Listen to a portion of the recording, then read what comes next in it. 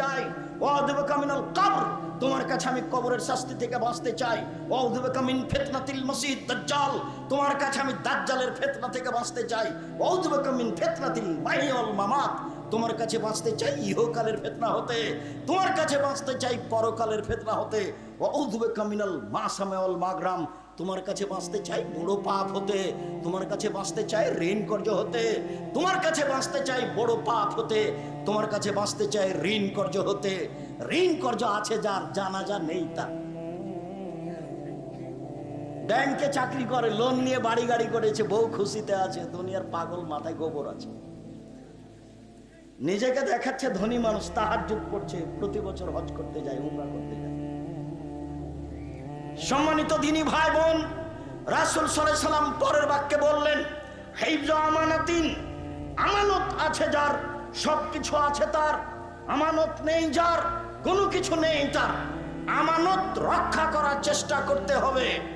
মালিক, পিতা, প্রধান শিক্ষক 100 টাকা দিয়ে বাজারে পাঠিয়েছে, 90 টাকা বাজার করে 100 টাকার ভাউচার দেখাবেন না, তার মানে আমানত গেছে।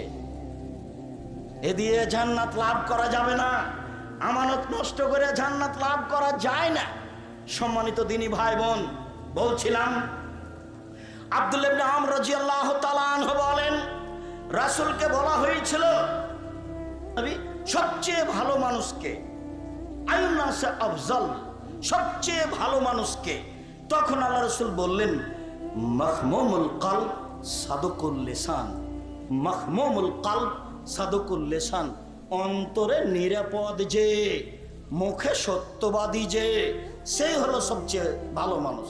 সাহাবীগণ বললেন, না রেফো সাদুকুল লিসান ওলা না রেফো মাহমুমুল কলব, মুখে সত্যবাদী এটা জানি, কিন্তু অন্তরে নিরাপদ এই ভাষা বুঝতে পারলাম না।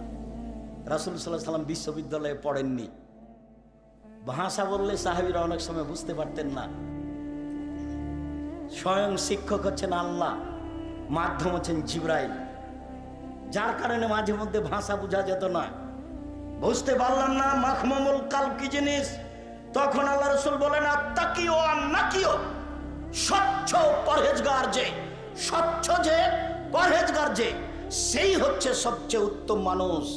এরপরেও বাক্য বুঝা গেল না, তখন আল্লাহ রাসূল বললেন, মা ইসমা আলাইহে মা ইসমালাহু, যার পাপ নেই স্বচ্ছ সে, ওয়ালা বাগিয়ে, সীমা লঙ্ঘন নেই যার, স্বচ্ছ সে, ওয়ালা গিল্লা, আত্মসাৎ নেই যার, স্বচ্ছ সে, ওয়ালা হাসাদা, হিংসা নেই যার, স্বচ্ছ সে।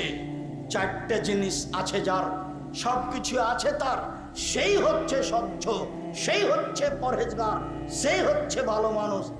এক, পাপ নেই যার। আরে পাপ নেই যার মানে? পাপ তো সবারই আছে। আনাস রাদিয়াল্লাহু তাআলা আনহু বলেন, রাসূল সাল্লাল্লাহু আলাইহি ওয়াসাল্লাম বলেছেন, কুল্লু বানি আদম খাত্তা, খায়রুল খাত্তাইনা আত-তাওয়াবুন, আদম সন্তানই পাপী, সবচেয়ে ভালো পাপী সেই যে পাপ করার পরে বলে, আল্লাহ আমাকে ক্ষমা করো, আস্তাগফিরুল্লাহ। ইবলিসকে যখন আল্লাহ বললেন সরে যা, তখন ইবলিস বলল, আমার একটা কথা শোনেন, আমাকে বেঁচে থাকার সুযোগ দেন ইলা ইয়াউমিল কিয়ামা, কিয়ামত পর্যন্ত। তখন আল্লাহ বললেন, ঠিক আছে দিলাম, এলা ওয়াক্তিম মালুম, একটা সময় পর্যন্ত দিলাম। তখন ইবলিস বলছে, রব্বি, হে আমার প্রতিপালক, ইজ্জতে, তোমার সম্মানের কসম, তোমার ইজ্জতের কসম, তোমার মর্যাদার কসম, লা উবিয়ানিল ইনসানা মা দামাত আরওয়াহুম ফি আজসাদিহিম, আদম সন্তানের দেহে যতদিন পর্যন্ত শ্বাস থাকবে, আমি শয়তান তাকে ভুল পথে নিয়ে যাবই, আমি তাকে ভ্রান্ত পথে নিয়ে যাব। তখন আল্লাহ তাআলা বললেন, শোনো, ইজ্জতি ওয়া জালালি ওয়া ইরতিফায়ে মাকানি, ইজ্জতি ওয়া জালালি ওয়া ইরতিফায়ে মাকানি, আমার সম্মানের কসম, আমার ইজ্জতের কসম, আমার মর্যাদার কসম, আদম সন্তান যতবার বলবে আস্তাগফিরুল্লাহ ওয়া আতুবু ইলাইহি আগফিরু লাহুম, আমি ততবার তাকে ক্ষমা করে দেব। যতবার আমাকে বলবে আমার ভুল হয়েছে, ততবার আমি তাকে ক্ষমা করে দেব। সম্মানিত দিনী ভাই বোন, আদম সন্তান পাপী, এ কথাই ঠিক, ক্ষমা চাইলে নিষ্পাপ হয়, এ কথাও ঠিক। এক, পাপ নেই যার।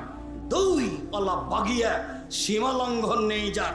সীমা লঙ্ঘন বলেছি, সবচেয়ে ছোট সীমা লঙ্ঘন। 100 মরিচ নিতে গিয়ে একটা মরিচ হাতে নিয়ে বলছেন, তোমার মরিচ কেমন দেখি? এবার দাড়ি পাল্লা ঠিক হয়ে গেছে, হাতের মরিচটা কোথায় রাখবেন? যদি তার পাল্লায়, নিজের পাল্লায় রেখে দেন, তাহলে আপনি সীমা লঙ্ঘনকারী, আপনি বাগী। আর যদি ওর ডালিতে রেখে দেন, তাহলে আপনি ভালো। এটা ছোট সীমা লঙ্ঘন। বড় সীমা লঙ্ঘন, জোর করে জমি দখল করেছে, ক্ষমতার দলে দাপট দেখে জমি দখল করেছেন। আত্মসাৎ আছে যার, সে ভালো মানুষ নয়। আত্মসাৎ নেই যার, আমানতদারি আছে যার, সেই স্বচ্ছ, সেই পরেজগার, তারই অন্তর হচ্ছে পরিষ্কার। 4, ওলা হাসাদা, হিংসা নেই যার। হিংসায় মানুষ জ্বলে যায়, হিংসায় মানুষের ক্ষতি করে। একজন মানুষের ব্যাপারে কিছুই বলল না, শুধু একটা কাজ করলো জাতির কল্যাণের জন্য, আর একজনই এমন লেগে গেল যে তার ভাষা দেখলে অবাক হতে হয়। মনে হচ্ছে যে ওর বাড়ি ঘর জ্বালিয়ে দিয়েছে। ওর রাগ দেখে ওর ভাষা আমাকে মনে হয় এরকম। যখন আমি বলেছি, শোনেন, 7 ভাগে কুরবানি চলবে না, 7 পরিবারে চলবে না, 7 জনে চলবে, তখন আর একজন মাওলানা উঠে বলছে, কে বলছে চলবে না? এমন ভাবে বলল, আপনারা দেন, কে বলেছে চলবে না? তার দাপট দেখে মনে হচ্ছে যে না জানি কি। ঠিক এরকমই মনে হচ্ছে, না জানি তার বাড়ি ঘর জ্বলে গেছে, না জানি কি যে করছে, কি যে বলছে, বুদ্ধি হারিয়ে দিয়েছে। হিংসা খুব খারাপ জিনিস। হিংসা করে বেঁচে থাকার চেষ্টা করিয়েন না। সদাচরণ নেই তার, হিংসা আছে যার। সদাচরণ নেই তার, হিংসা আছে যার। সদাচরণ আছে যার, হিংসা নেই তার। হাসাদ, হিংসা করে 2 মিনিট কষ্ট করে বেঁচে থাকার চেষ্টা করিয়েন না। খালি থাকেন, মাথাটাকে খালি রাখেন, জেহেনটাকে স্পষ্ট রাখেন, মানুষের ক্ষতি করার চেষ্টা করিয়েন না।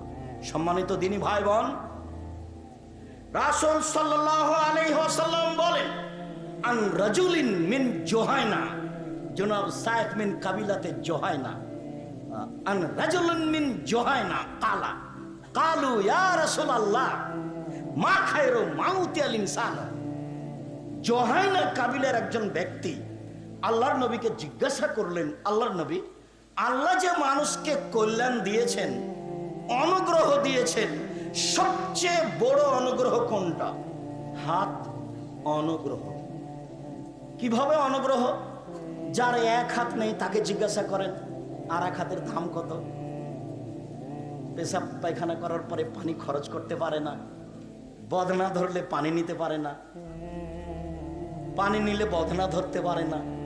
বুঝতে পারবে অনুগ্রহ কাকে বলে। 1 পা নেই যার, তাকে জিজ্ঞাসা করেন, বুঝতে পারবে অনুগ্রহ কি জিনিস। 2 হাত 2 পা অনুগ্রহ, ছেলে মেয়ে আহাল পরিবার টাকা পয়সা অনুগ্রহ। তো আল্লাহ রাসূলকে জিজ্ঞাসা করা হলো, সবচেয়ে উত্তম অনুগ্রহ কোনটি? সবচেয়ে উত্তম যেটা আদম সন্তানকে দেওয়া হয়েছে সেটা কি? তখন আল্লাহ রাসূল বললেন, আল খলকুল হাসান, ভালো আচরণ, ভালো চাল চলন হলো আল্লাহর পক্ষ থেকে সবচেয়ে বড় অনুগ্রহ। ভালো চাল চলন হলো আল্লাহর পক্ষ থেকে সবচেয়ে বড় অনুগ্রহ। আবু মালিক আশআরী রাদিয়াল্লাহু তাআলা আনহু বলেন, রাসূল সাল্লাল্লাহু আলাইহি সাল্লাম বলেছেন, আল মুমিন লিল মুমিন কারাজুলিন ওয়াহিদ। সারা পৃথিবীর মানুষ একজন মানুষ, সারা পৃথিবীর মানুষ একজন মানুষ। ইনস্তাকা আইনু ইস্তাকা কুল্লুহু ওয়া ইনস্তাকা রাসু ইস্তাকা কুল্লুহু। যদি চোখ ব্যথা করে, সম্পূর্ণ শরীরে ব্যথা বুঝতে পারে, আমি ক্ষতিগ্রস্ত হলে আপনি সেই ব্যথা ভোগ করবেন, তার মানে আমি আর আপনি একজন। আমার মাথায় ব্যথা হলে আমি সম্পূর্ণ শরীরে ব্যথা বুঝতে পারি, আপনি সেই ব্যথা অনুভব করবেন, তার মানে হলো আপনি আর আমি একজন। আর এখন